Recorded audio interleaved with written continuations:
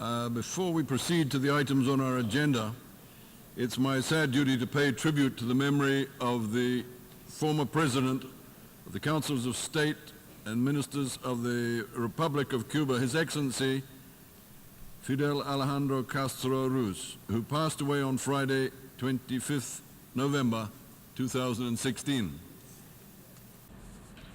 I'm deeply saddened by the passing of Fidel Castro, and I wish to express my sincere condolences to his family, including his brother, President Raul Castro, as well as the government and people of Cuba.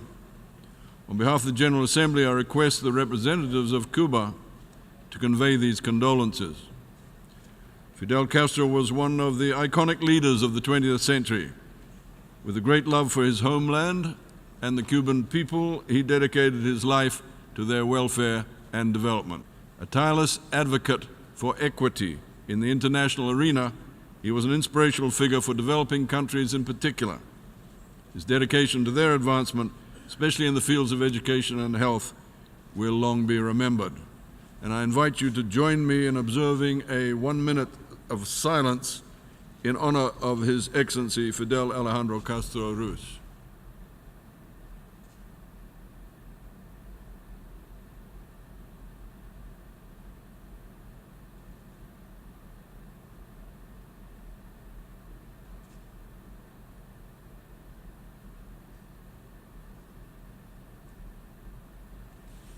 Thank you.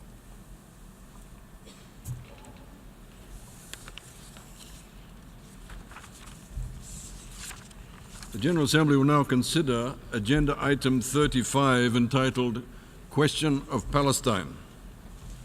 Under this item, the Assembly has before it a report of the Committee on the Exercise of the Inalienable Rights of the Palestinian People, which was circulated in document A/71/35, the report of the Secretary General circulated in document A/71/359, and a note by the Secretary General circulated in document A/71/174.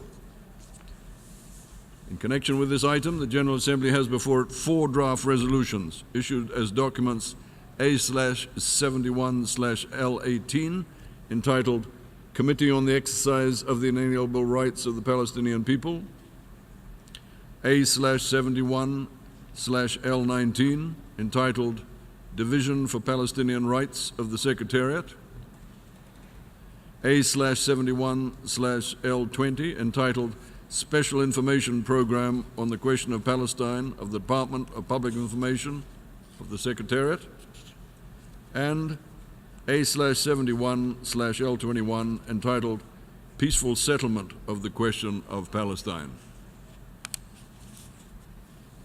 If you'll allow me to make a statement. Excellencies, ladies and gentlemen, I address my remarks today on the question of Palestine and the situation in the Middle East. Today's meeting takes place at a time when the Middle East region is being rocked by instability.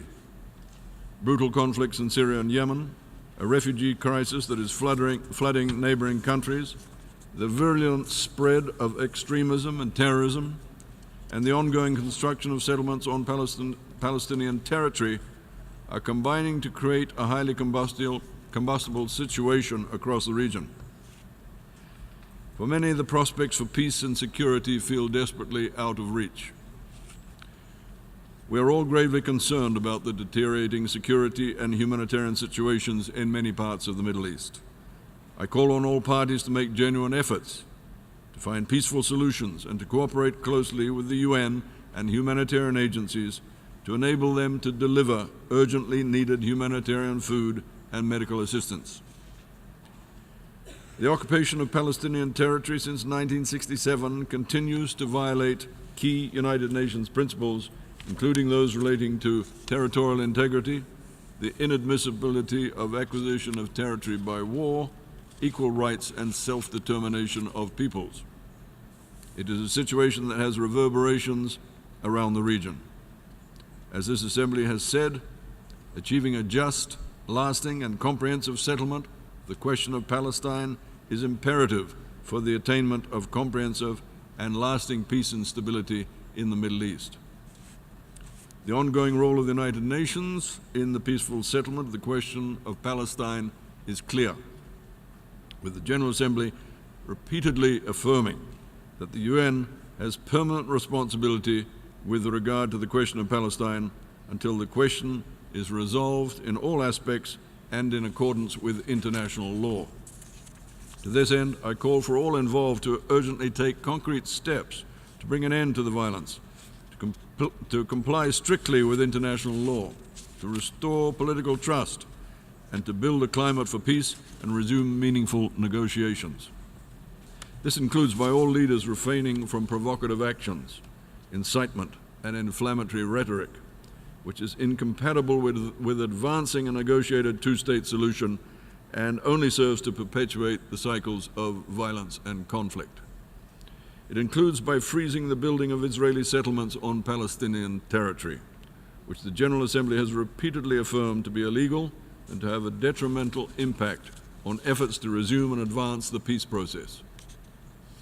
It includes by respecting the historic status quo at holy places of Jerusalem, including the Haram al-Sharif, in both words and practice. And it includes all parties taking confidence-building measures aimed at improving the situation on the ground, promoting stability, building trust, and fostering the peace process. To this end, I'd like to acknowledge the work being undertaken by civil society to promote a peaceful settlement to the question of Palestine. Despite these setbacks over the years, I remain hopeful that renewed international efforts can help to pave the way to realizing the two-state solution of Israel and Palestine, living side by side in peace, security, and prosperity within recognized borders based on the pre-1967 lines. Excellencies, I'd like to take the opportunity of today's debate to acknowledge the vital work of the United Nations Relief and Works Agency. For over 65 years, UNRWA has played a critical role in supporting the welfare and development of some 5 million Palestinian refugees. This includes through education, health, relief and social services, support for camp infrastructure, provision of microfinance and emergency assistance, and efforts to eliminate violence against women and girls. The generational impacts of UNRWA's work to support Palestinian refugees cannot be overstated, and I sincerely thank UNRWA's donors and hosts for their support. This support, including the responses to UNRWA's emergency appeals, have helped to provide education and opportunity for Palestinian youth and to counter potential radicalization that has affected so many other populations with high levels of youth unemployment.